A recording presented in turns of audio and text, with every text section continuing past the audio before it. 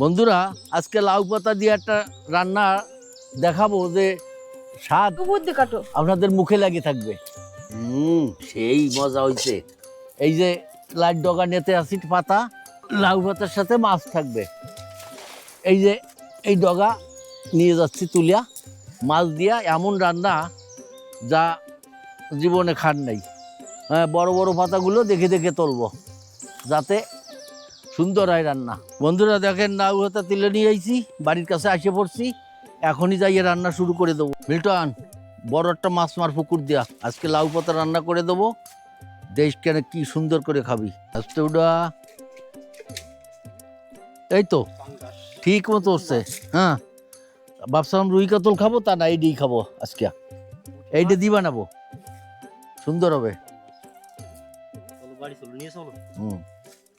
দেখেন বন্ধুরা, এই যে মাছ আনছি পুকুর দিয়ে ধরিয়া, কত সুন্দর মাছ, চেহারাটা দেখেন।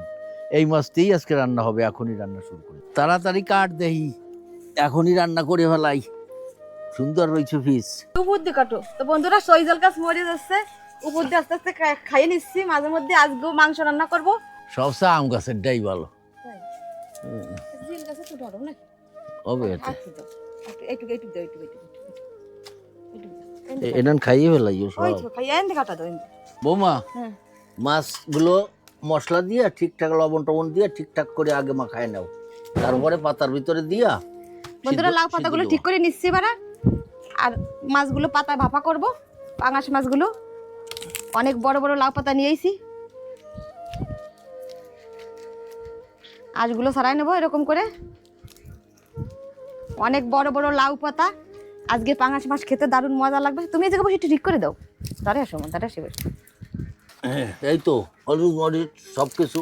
আর বন্ধুরা সব বাটা মশলা দিয়ে রান্না করে খাই আমরা সব সময়, আর সবগুলো বাটা মশলা। আর মা কিন্তু সুন্দর বাটতে পারে, প্রায় মা আমার মশলাগুলো বেটে দেয়, মাঝে মধ্যে আমিও বাটি।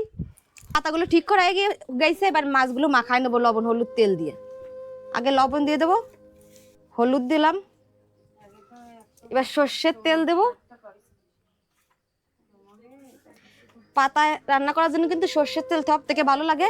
জিরে বাটা, ধনে বাটা, আদা বাটা। এবার সবগুলো মশলা ভালো করে মাখানো মাছের সাথে। আমার মাছ মাখানো হয়ে গেছে, এবার এক একটা করে মাছ মুড়ে নেবো লাউ পাতায় করে। আমি পাতাগুলো সব মুছে ঠিক করে রেডি করে নিছি, দুইটা পাতায় করে মুড়ে নেব।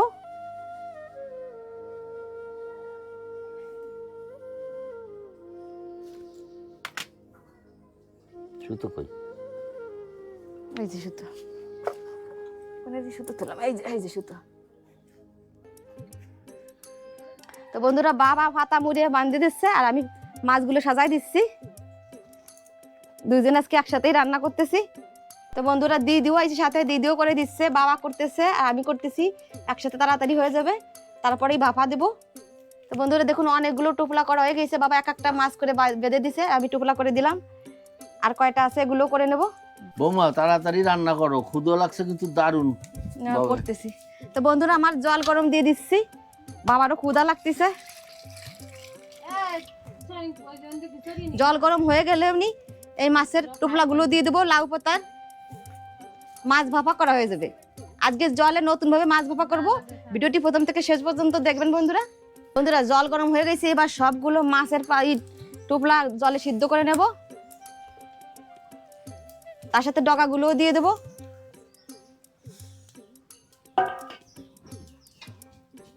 এবার ঢাকা দিয়ে দেবো। ভালো দিয়ে দাও, ওইটা জল টল দিয়ে দিও টেলো। হ্যাঁ, এটা পরিষ্কার করে দিচ্ছি। প্রায় 15 মিনিট চাপা দিয়ে রাখবো, তারপর উপর করে দেখবো।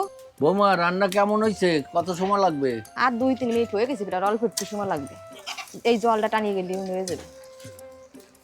আর তো থাকতে পারি না, খিদে লেগে গেছে। এই তো হয়ে গেছে। তো বন্ধুরা লাউ পাতায় মাছ ভাপা করা হয়ে গেছে, এবার নামাই নিচ্ছি। তো কড়াইতে করে এরকম করে লাউ পাতা ভাপা কে কে খাচ্ছেন অবশ্যই আমাকে কমেন্ট করে জানাবেন বন্ধুরা। জল একেবারে শুকায় গেছে, দেখুন কত সুন্দর হয়েছে। একেবারে নরম হয়ে গেছে। গরম সেই মজা হয়েছে। ভালো হয়েছে। হুম তো বন্ধুরা দারুণ। রান্না করার সাথে সাথে বাবা গরম গরম তুলে নিল আর ডগাগুলো খেয়ে নিচ্ছে, খেতে বলে দারুণ মজাও হয়েছে। আর রক্কান খাই না, দারুণ হয়েছে সত্যি সত্যি।